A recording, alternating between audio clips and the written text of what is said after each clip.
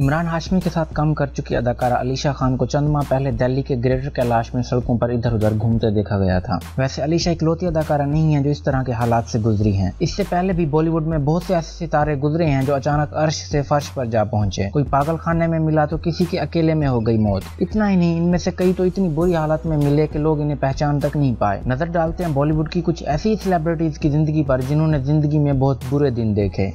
गीतांजलि नागपाल। कई रैंप पर चल चुकी 32 साल की मॉडल गीतांजलि नागपाल साल 2007 में भीख मांगती हुई मिली थी। मशहूर मॉडल से भिखारी बनने वाली गीतांजलि नागपाल को ड्रग्स की लत ने ऐसा जकड़ा कि वो अपनी जरूरत पूरी करने के लिए नौकरानी तक बन गई थी। कभी सुष्मिता सिंह जैसी शख्सियत के साथ कैट वॉक कर चुकी गीतांजलि आखिर एक दिन बदहवास हालत में फुटपाथ पे मिली। मिताली शर्मा। मुंबई पुलिस ने हाल ही में लोखंडवाला की सड़कों पर भीख मांगती और चोरी करती हुई एक 25 साल अदाकारा को पकड़ा है।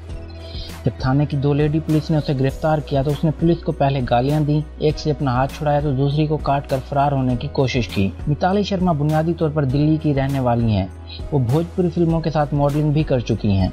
घर वालों को छोड़कर मिताली मुंबई में अपनी किस्मत आजमाने आई थी, जिसके बाद खानदान वालों ने उसे छोड़ दिया था। कुछ फिल्मों और मॉडलिंग करने के बाद उसे गुज़िश्ता कई महीनों से काम नहीं मिल रहा था। पैसों की किल्लत की वजह से वो डिप्रेशन में चली गई। जिस हालत में मिताली पुलिस को मिली है उसे देखकर अंदाजा लगाया जा सकता है कि गुज़िश्ता कई दिनों में उसने कुछ खाया नहीं था।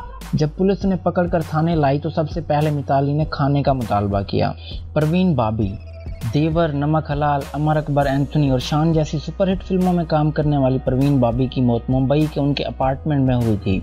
22 जनवरी 2005 को उनकी लाश उनके अपार्टमेंट में मिली थी। उनके पड़ोसियों ने पुलिस को इतला दी कि वो गुज़िश्ता 3 दिन से अखबार और दूध वगैरह नहीं ले रही हैं। इसके बाद पुलिस ने उनकी लाश बरामद की। परवीन बाबी मुंबई में काफी वक्त से अकेले रहती थीं। वो डिप्रेशन का शिकार थी और उन्होंने अपने आप को दुनिया से पूरी तरह काट लिया था। वो किसी से मिलना जुलना पसंद नहीं करती थी और फिल्मों से अचानक गायब होकर कहीं खो गई थी। भारत भूषण। 1940 के सबसे बड़े सितारे में से एक भारत भूषण का इख्तिताम भी इंतहाई बुरा हुआ था। उन्हें हिंदी सिनेमा के बेहतरीन अदाकार में शुमार किया जाता था। खासतौर पर उनकी मजहबी फिल्में बॉक्स ऑफिस पर धूम मचा देती थीं। मिर्जा गालिब, बरसात की रात और जहां आरा जैसी हिट फिल्में देने वाले भारत भूषण की जिंदगी में एक ऐसा दौर भी आया जब उन्हें किसी ने नहीं पूछा। मीना कुमारी से अफेयर को उनके कैरियर की स्याह सुबह कहा जाता है। फिर उन्हें एक और झटका तब लगा जब उनके पास फिल्मों की ऑफर आना बंद हो गई। भारत भूषण के पास जिंदगी गुजर बसर करने तक के पैसे नहीं बचे और उन्होंने एक फिल्म स्टूडियो में वॉचमैन की नौकरी की। उनकी मौत 1992 में एक किराए के मकान में हुई।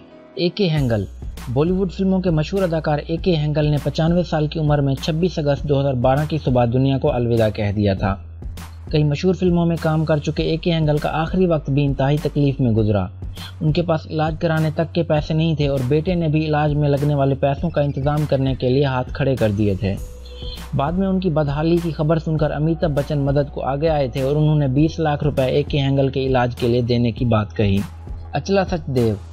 मेरी ज़ारा जबीं की फीमेल कास्ट अचला सचदेव का इंतकाल अप्रैल 2012 में हुआ। अचला 2002 में शोहर की मौत के बाद से अकेले पुणे में रह रही थीं। उनकी देखभाल करने वाला कोई नहीं था। एक दिन पीने का पानी लेने गई अचला फिसल गई और उनकी रान की हड्डी टूट गई। अचला का खानदानी दोस्त राजीव नंदा के मुताबिक उन्होंने बॉलीवुड की मारूफ शख्सियत को फोन पर उनकी बीमारी के बारे में बताया, लेकिन उनकी खबर लेने कोई नहीं आया था। अचला का बेटा अमेरिका में और बेटी मुंबई में रहती थी, लेकिन वो भी माँ के राब्ते में नहीं थे। उनकी तन्हाई को देखते हुए जनसेवा फाउंडेशन ने उन्हें अपने गेस्ट हाउस में रखा और जब उन्हें पूना अस्पताल में दाखिल कराया गया तो वहां उनके इलाज का खर्चा भी जनसेवा फाउंडेशन ने उठाया। अचला सचदेव ने इसी जनसेवा फाउंडेशन और बहुत से इदारों को लाखों के डोनेशन दिए थे। यहाँ तक कि उनके पैसों से एक अस्पताल बनाया गया है जहाँ गरीबों का इलाज किया जाता है। ओ.पी. नैयर। मशहूर मौसीकार ओ.पी. नैयर का इंतकाल 28 जनवरी 2007 को हुआ। ओ.पी. ने कई यादगार धुनें बनाई और बगैर लता के कामयाब होकर दिखाया। आखिरी दिनों में इन्होंने भी काफी तंग हाली में अपनी जिंदगी गुजारी। खानदान से अलग होने के बाद एक फैन के घर में भी रहे। इन्हें शराब की ऐसी लत लगी थी कि आखिरी वक्त में भी जब कोई शख्स उनसे इंटरव्यू लेने जाता तो वो पैसों और शराब की मांग करते। सतीश कौल। पंजाबी सिनेमा के अमिताभ बच्चन के नाम से मशहूर अदाकार सतीश कौल आज दूसरे दर्जे की जिंदगी जी रहे हैं। डॉक्टरों का कहना है कि सतीश डिप्रेशन का शिकार हैं। किसी ने उन्हें कुछ वक्त पहले अस्पताल में भर्ती कराया था। तब से अब तक उनके खानदान से कोई भी उनसे मिलने नहीं आया। जगदेश माली। इंदिरा माली के वालिद और मशहूर फोटोग्राफर जगदेश माली को मुंबई की सड़कों पर भीख मांगते देखा गया था। जगदेश को एक मॉडल ने पनाह दी, उन्हें खाना खिलाया और फिर सलमान खान की कार से उन्हें घर पहुंचाया था। जगदेश ज़हनी तौर पर सेहतमंद नहीं लग रहे थे। वो फटे पुराने कपड़े पहने हुए थे, जिससे अंदाजा लगाया जा सकता था कि वो इन दिनों कितनी बुरी जिंदगी बसर कर रहे थे। 13 मई 2013 को उनकी मौत हो गई। Thanks for watching. अगर आपको वीडियो पसंद आई हो तो काइंडली इसे लाइक करें, इस पर कमेंट करें और हमारे चैनल को ज़रूर सब्सक्राइब करें।